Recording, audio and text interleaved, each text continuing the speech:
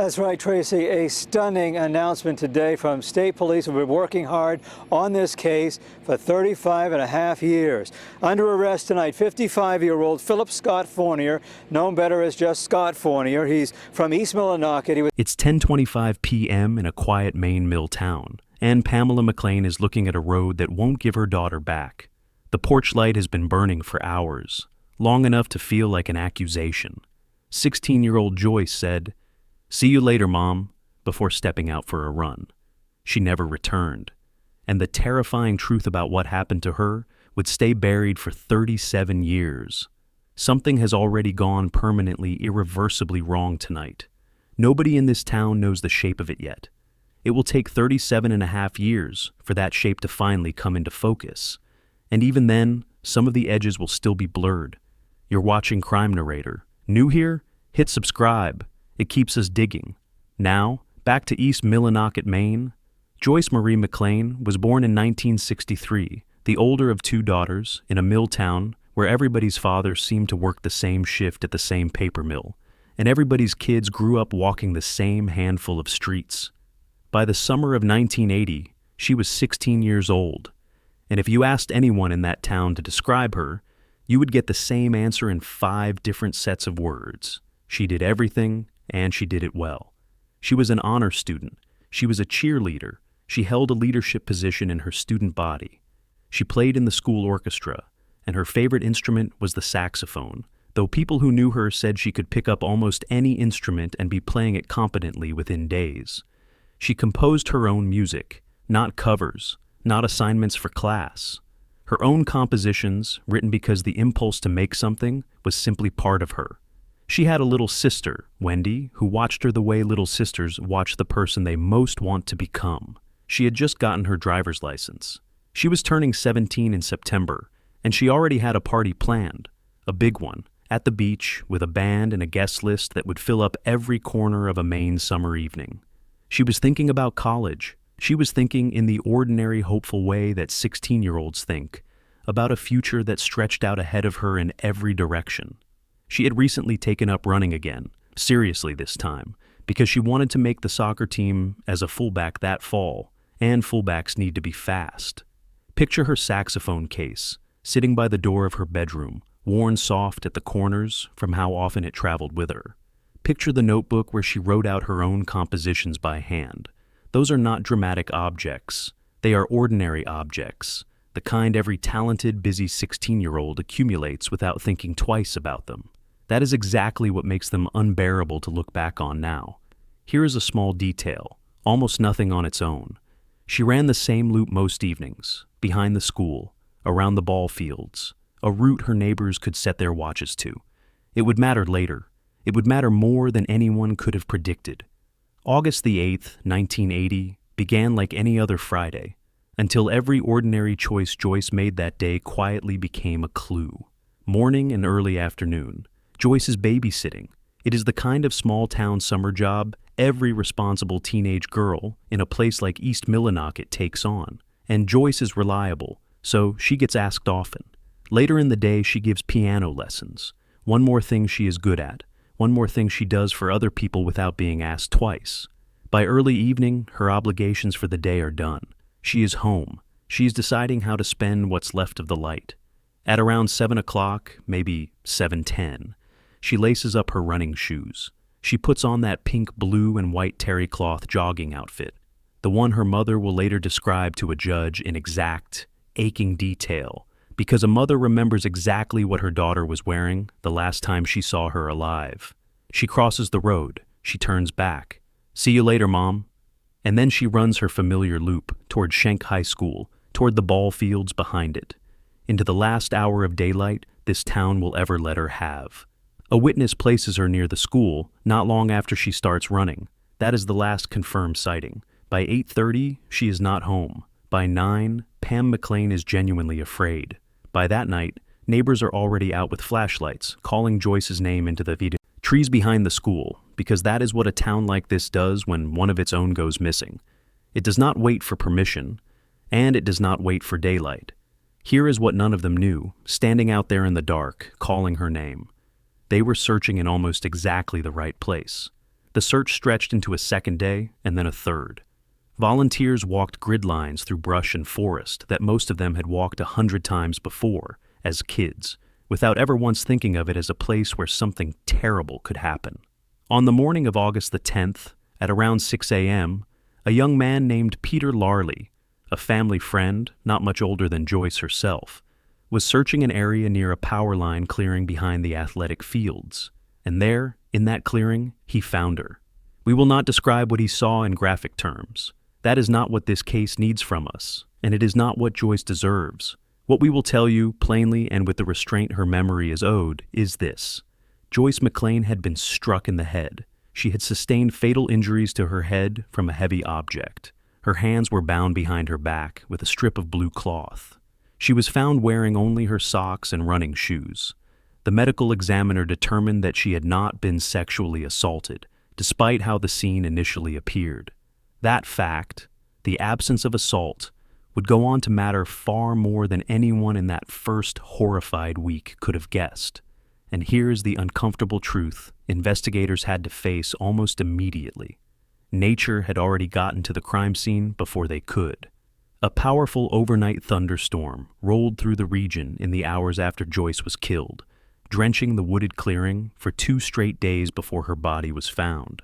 Whatever fingerprints, whatever trace evidence, whatever fragile forensic thread might have led investigators straight to a name, the rain took almost all of it. This was 1980. DNA, profiling as we understand it today, was still roughly 15 years away from ever touching a case like this one. There was no lab technique waiting in reserve to save this investigation from the weather. There was only what investigators could see with their own eyes and what they could learn from the people who had been near that field on the night Joyce disappeared. Near her body, they recovered 2 items that would take on outsized importance in the decades to come: a large rock and a broken ceramic electrical insulator, the kind of ordinary object that sits unnoticed on a utility pole until it becomes something else entirely. Neither item yielded usable fingerprints. Neither yielded blood that could be matched to anyone.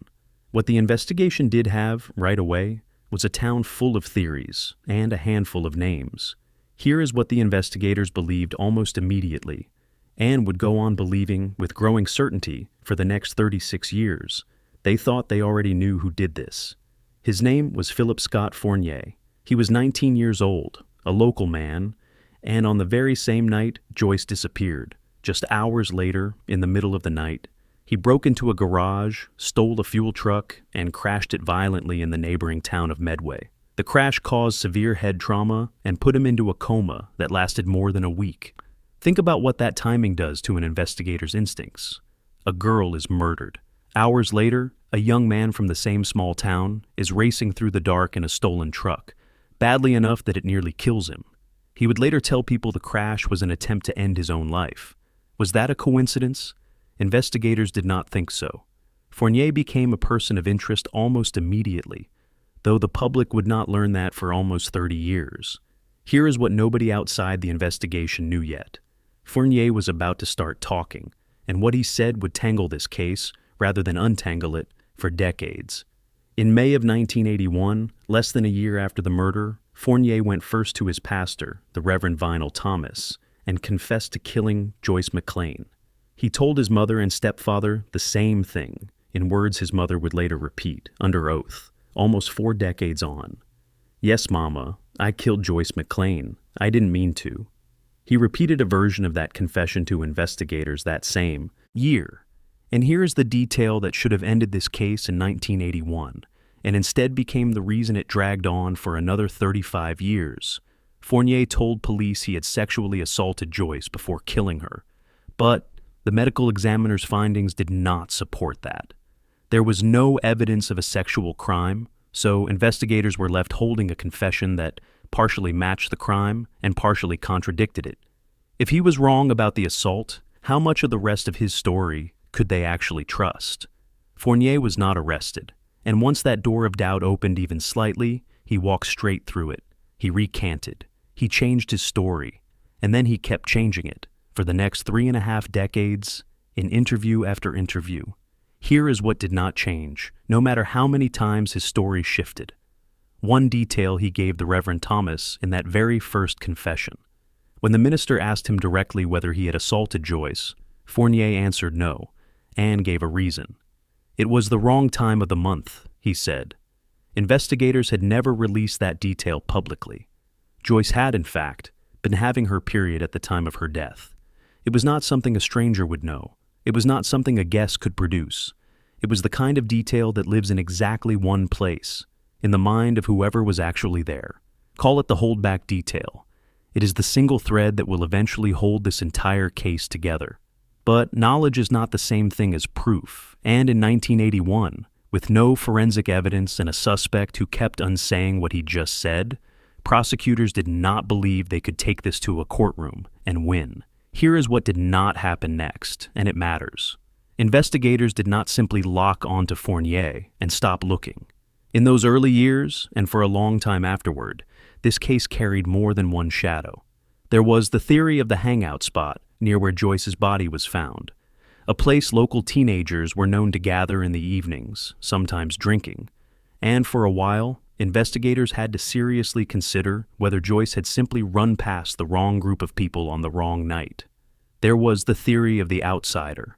East Millinocket was a mill town, and that summer there were hundreds of non-local construction and paper mill workers passing through, unfamiliar faces nobody could vouch for. There was even briefly suspicion cast on Peter Larley, the young man who found her body, cleared quickly once investigators looked closer. And over the next 3 decades, Fournier himself weaponized confusion. He named local men. He blamed seasonal workers. He conjured groups of accomplices, sometimes claiming he only watched while others attacked her, sometimes denying any involvement at all. Every name he gave was checked by police, and every single one was cleared. He created a maze of dead ends, daring investigators to keep chasing shadows while the real answer sat still, 36 years in plain sight. Here is the institutional failure at the center of all of it. In 1981, Fournier sat across from investigators and told them, in his own words, that he had killed Joyce McLain, and they let him walk out of that room. Not because they didn't believe a killer was in front of them, they clearly suspected he was, but because one detail in his story didn't match the evidence, and without anything physical to anchor the rest of it, prosecutors did not believe they could carry it into a courtroom and win. That single defensible, cautious decision would cost this case 35 more years. So the case went quiet. Not closed, just quiet. The way small-town tragedies sometimes go. Quiet, sitting in a file cabinet while the rest of the world keeps moving. In February of 1989, the case reached a national audience for the first time when it was featured on the television program Unsolved Mysteries. It generated 49 tips. Investigators followed up on every single one. None of them broke the case open. That same year, working as a janitor, Fournier had a casual conversation with a co-worker named John DeRoche. DeRoche would later testify that Fournier told him plainly, "I killed her," referring to Joyce McLain. At the time, DeRoche's information never made its way to the state police investigation. It would sit, unused, for 27 more years. From the late 1980s into the 2000s, the investigation moved the way cold cases so often move, in fits and starts, worked hardest whenever a new detective picked up the file, and quietly set aside whenever there was nothing new to chase. Here is what did not go quiet. Pamela McLain. If you take one thing away from this case, let it be this. Pam McLain did not simply grieve, she organized. Starting as early as 1986, she pushed the Maine State Police publicly and repeatedly to keep working her daughter's case. She reached out to television crime shows. She reached out to the FBI. She helped found and rebuild a grassroots advocacy group called the Justice for Joyce Committee, made up of ordinary residents from the Kata Dean region who refused to let a 16-year-old girl become a forgotten headline. And in 2008, Pam did something the state itself had declined to do. She pushed for her daughter's body to be exhumed, hoping that modern forensic techniques could pull something new from evidence that had been buried for 28 years. The state told her it was unlikely to produce anything. Pam raised the money anyway, close to $20,000 gathered through the Justice for Joyce Committee, and brought in two of the most respected forensic experts in the country, Dr. Michael Baden and Dr. Henry Lee. On August the 28th, 2008, Joyce's casket was lifted from the ground in Medway. Investigators expected almost nothing after 28 years underground. What they found instead startled them. The vault seal was nearly intact. The casket looked, in the words of one investigator, almost new. Baden graded the body's preservation at 85 to 90 out of 100, far higher than anyone had dared to hope. Here is the honest part of this story, the part that a lesser telling might skip past. The exhumation did not hand police a clean forensic match. It did not put Fournier's name on a lab report. What it did was something quieter, but just as important. It forced the state's hand. It generated headlines. It generated pressure. And under that pressure, Maine State Police assigned a cold case team to take Joyce McLain's file and treat it, in the words of one investigator, as if it had just happened. That team did something nobody had fully done before. They went back to the beginning, and they re-interviewed everyone still alive who had ever touched this case. The process took roughly 2 years. Detectives went back to witnesses who had first spoken to police as teenagers and were now approaching 50. And something unexpected happened. People remembered more, not less. Time had stripped away the fear that kept certain details buried the first time around. Every case on this channel is weeks of digging through real records and real court transcripts. If this one is sitting with you, hit subscribe. It's what keeps cases like Joyce's from slipping back into the file cabinet. There's still a name that needs to be said out loud, in a courtroom, decades late. Stay with us.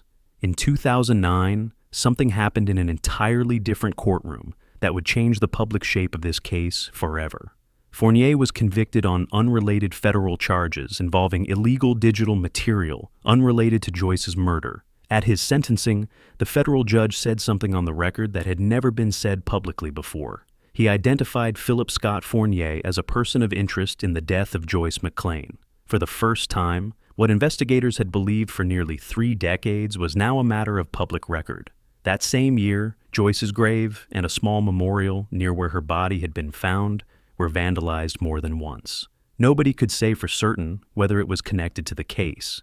Pam McLain had her own read on it. "Somebody's telling me to shut up," she said. She did not. The reinvigorated cold case team kept pulling on every remaining thread. And here is what they did not know until they went looking for it. There was no record in the file of Fournier's very first police interview from 1981.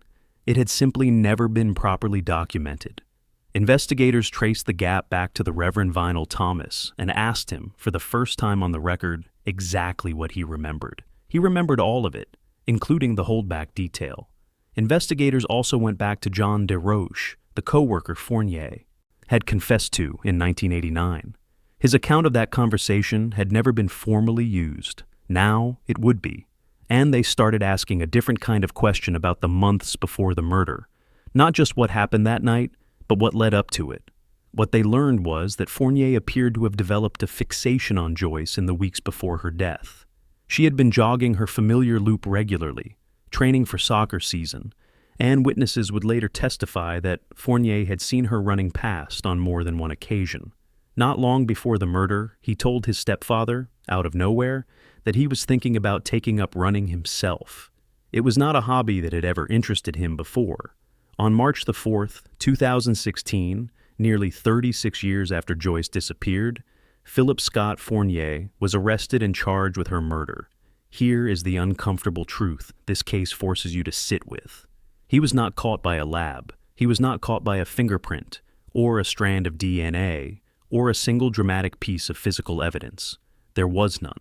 What finally moved this case from suspicion to a courtroom was decades of patient reinvestigation, one grieving mother who refused to let the file gather dust, and a pattern of confessions that Fournier himself could never quite make disappear. His trial began in January of 2018 at the Penobscot Judicial Center in Bangor. Fournier waived his right to a jury. His fate would rest entirely with one person, Superior Court Justice Anne Murray. Over 9.5 days of testimony, the courtroom heard both halves of this case laid bare. The first half belonged to the forensics, and it did not favor the prosecution. A a state crime lab technician, testified plainly that no DNA, no fingerprints, and no fiber evidence linked Fournier to the scene or to anything found on Joyce's body. His own defense attorney called the total absence of physical evidence unusual for a murder trial, and he was right to call it that. The second half of the trial belonged to the people who had heard Fournier say, in his own words, across nearly 4 decades, that he was the one who killed her. The Reverend Venal Thomas took the stand and testified to that first confession in 1981, and to the holdback detail. A detail, prosecutors reminded the court, that had never been released to the public and that only the person responsible could have known. Fournier's own mother testified to the words he said to her that same year, and John DeRoche, an ordinary man, a janitor, someone with no stake in this case beyond having once shared a workplace with the wrong person at the wrong point in his life, testified about the conversation in 1989, when Fournier told him plainly that he had killed Joyce McLain. Fournier did not take the stand to dispute it. The defense fought hard and fairly. They argued that the skull fracture Fournier suffered in his truck crash just hours after Joyce's murder had left him with a traumatic brain injury severe enough to blur the line between memory, nightmare, and things he had simply been told by others. Without physical evidence anchoring the case, it had real teeth. But prosecutors pointed to something the defense could not easily explain away. Fournier's confession to John DeRoche came in 1989, 9 full years after the crash. Whatever confusion a fresh brain injury might cause, it does not typically last the better part of a decade. 9 years later, Fournier was still saying he did it, still describing the same weapon. That was not, the prosecution argued, a damaged memory misfiring.